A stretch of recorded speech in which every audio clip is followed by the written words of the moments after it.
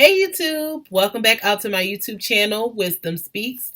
I am your host, Ebony Townsend, and the purpose of this channel is to help singles like yourself maximizing their singleness by giving you helpful tools, godly wisdom, and godly principles that's going to help you prepare for marriage.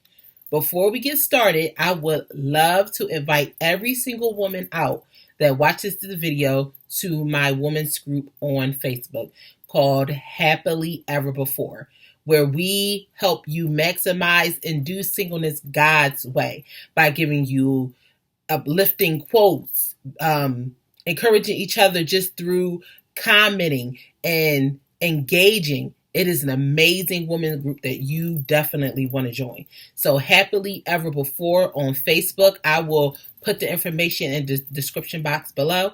So when the video is done, go click it and join our group. Okay, so tonight's topic, we're going to talk about single with children. It is going to be a great topic tonight, so stay tuned.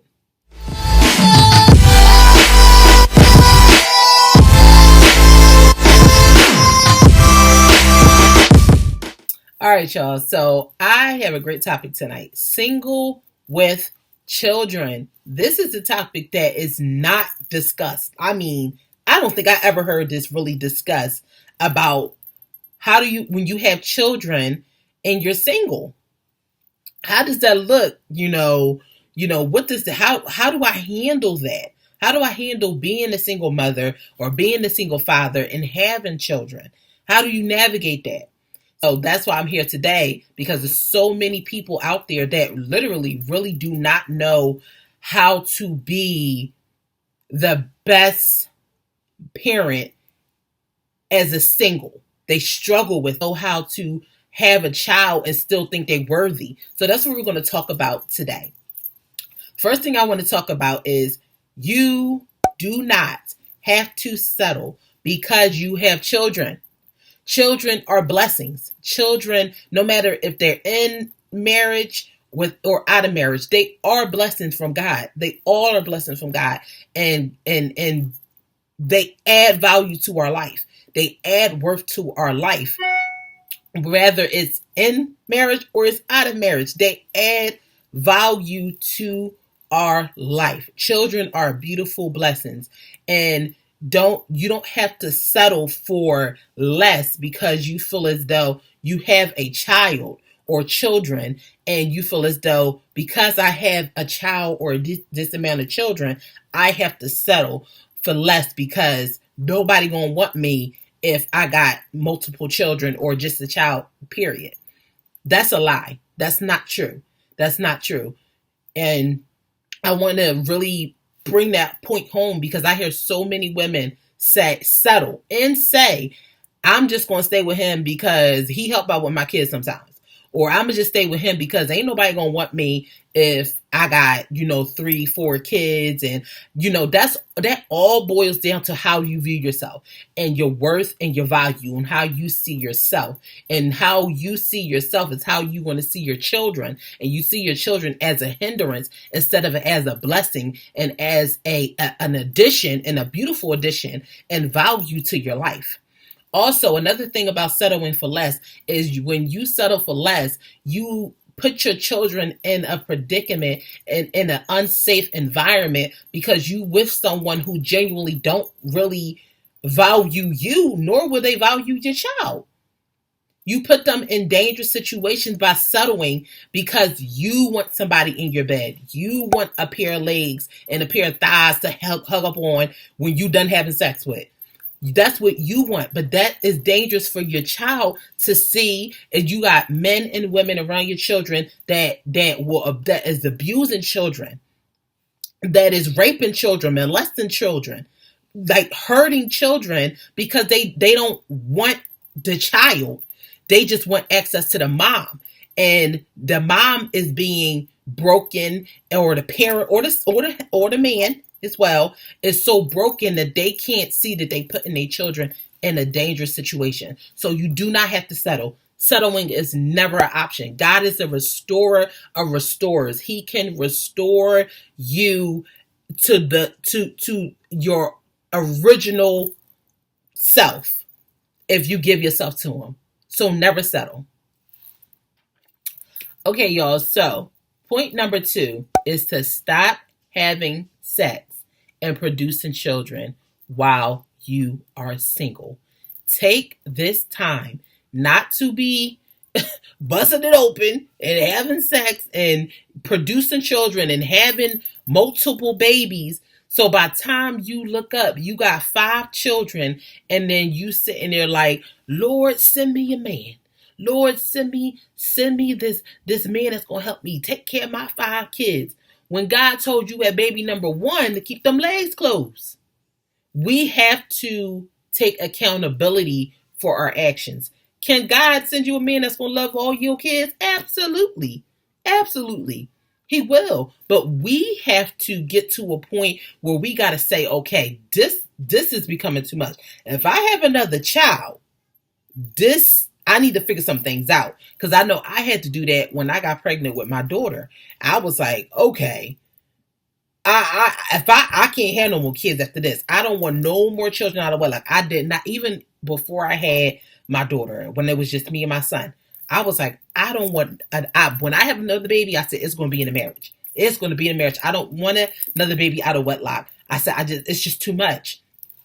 Lo and behold, because I did what I wanted to do, was out there having sex and got pregnant again. Here I am again. I had another baby out of wedlock. I'm like, I'll be darned if I be having another child out of wedlock. It's not happening. It is not happening. I'll tell you all that now. But love my children. My greatest gifts is my children.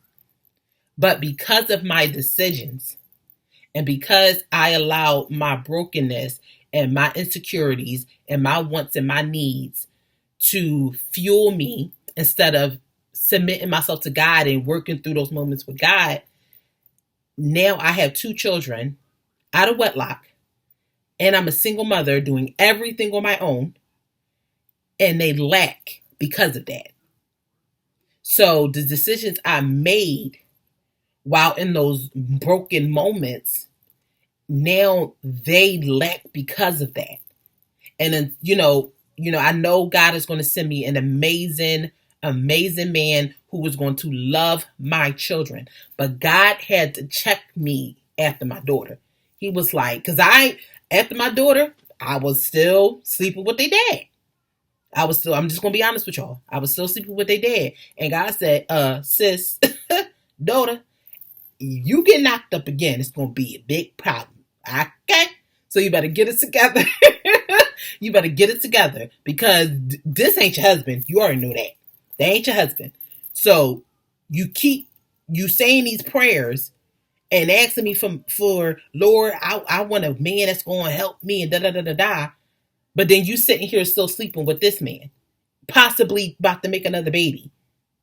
Get it together. So I had to really put them big girl drawers on, woman up, and really put in that work and start to heal. Because I was like, I don't want to bring another child into this dysfunction. And I don't want another child to come out of me and they lack. I love my 2 babies. My next child, I want to be in a covenant where God is covering over every inch and every part of the making of a child, where God is in it.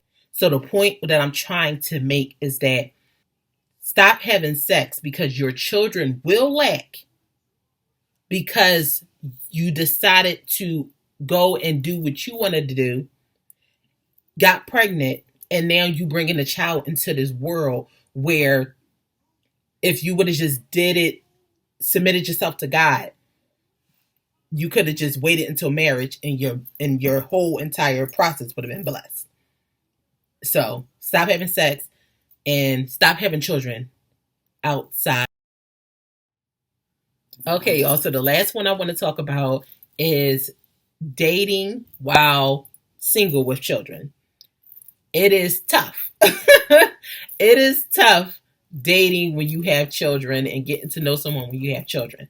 It's tough, but it's definitely doable when you have someone who is just as into you and pursuing you, and really is into it as much as you are.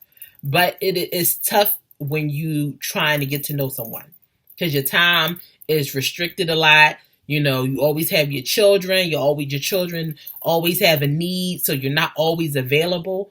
But it's a lot of people don't know how to navigate dating with children and getting to know someone with children, and when it's the proper time to get to know someone or introduce them to your children. I would say introducing someone to your children is the sooner the better.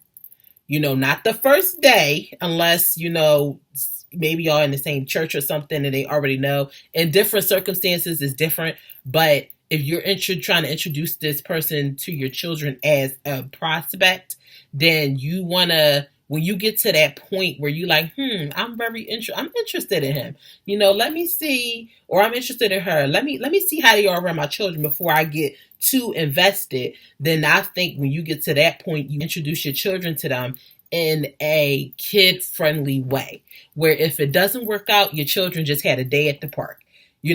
But if it does work out, then you'll be able to know how to go forward and navigate and know what's going to be happening going forward.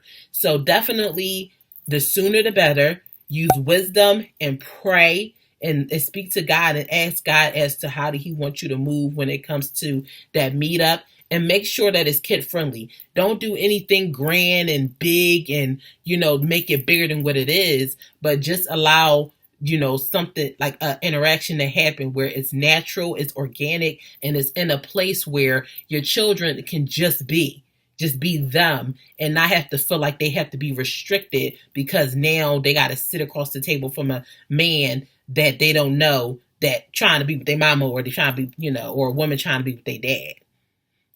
So you want to have the children in mind when the interaction does happen, so that it can be, you can really see how this man is with your children when they are just being themselves. So the sooner the better, because you do not want your emotions and your feelings to get so high and invested in the individual, and then he doesn't quite care, or she doesn't quite care for your children, or your children don't quite care for them. Okay. I want God's best for you. I want God's best for your children. And I want you to know, no matter what, you still are worthy of God's blessings. You still are worthy of God's best in whatever capacity. But we have to heal. We have to get in alignment with God, and we have to really begin to live our lives on the standard of the Lord, so that when our husbands do come, and if that is your desire, that you are presented whole, that your children, though they not his, your children are open and available to receive him, because they know how you love God and how you respect God. And also another thing I want to say is, ladies, if you know God is going to be sending you your husband, and God has told you, listen, I have a son waiting for you, I would say, and you have children, I will tell you, this is what I do. I make it known to my children. I make that known to my children. Hey, one day God is going to bless us with an amazing man to come into our home. And so that when that comes to pass, then it's not a shock to them. It's not a shock to them. They already know. They already have processed. So it create a space in your home for him, for when he comes, if you know that's what God has for you, especially if you have children, they deserve to know the promises of God on your life just as you do, because they fall in line with that.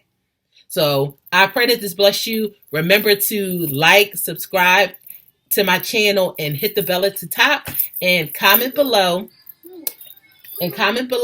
And let me know what you think about this message today, and how do you navigate being single and with children. So I love you all. Thank you, and bye.